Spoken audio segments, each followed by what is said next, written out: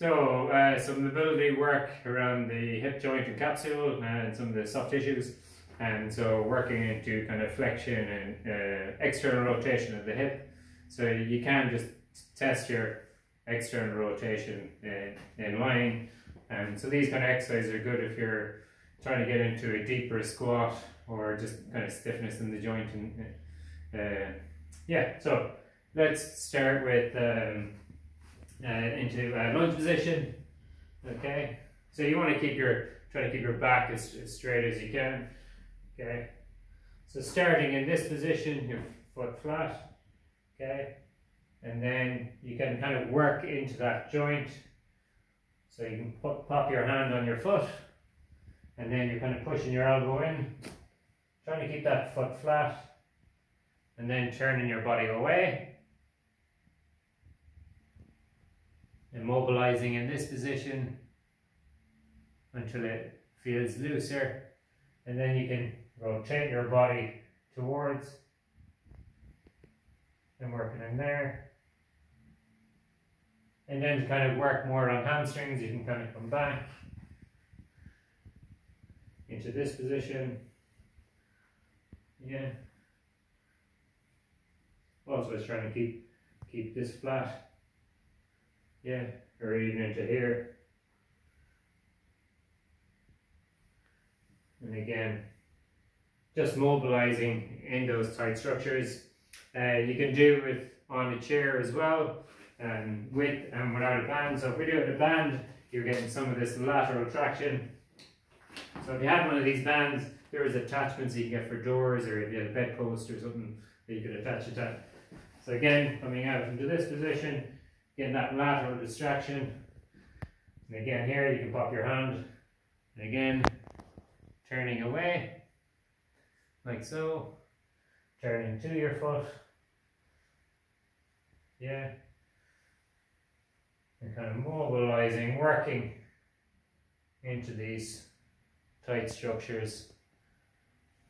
I'm just trying to get that loosened off. And again, you can come into the chair as well. You just get a bit deeper. And again here, come down. So if you're at the gym, you could use a box. And again, come right deep in. And again, rotating to and away. Yeah. And then you can do the same, grabbing the band as well to get that lateral traction. And then we can come in to get more of an internal hip rotation bias. So coming into kind of your pigeon kind of stretch. So again, start here in your 90-90, and then coming up. Again, you can place one hand on your foot. Again, you're trying to keep your spine neutral. And again, rotating away. And then rotating in the other direction. So stretching kind of piriformis and the quadratus femoris, those muscles that internally and externally rotate the hip. Okay. So again, you can do it on a chair or on the elevated surface again. So coming into here. Again, trying to keep your back straight. Again, nice rotation. Yeah, and coming down as far as you can, depending on how tight your hips are. You can do it again in sitting. So again, coming into this position. Again, keeping your back, trying to keep your back upright and neutral. Again, you can apply pressure down. And again here. And again, rotating and hinging at the hips. And then spend a bit of time in each position. Again, I always suggest around at least 2 minutes in these positions to really mobilize. You can get into a squat position, the Olympic squat position against the wall.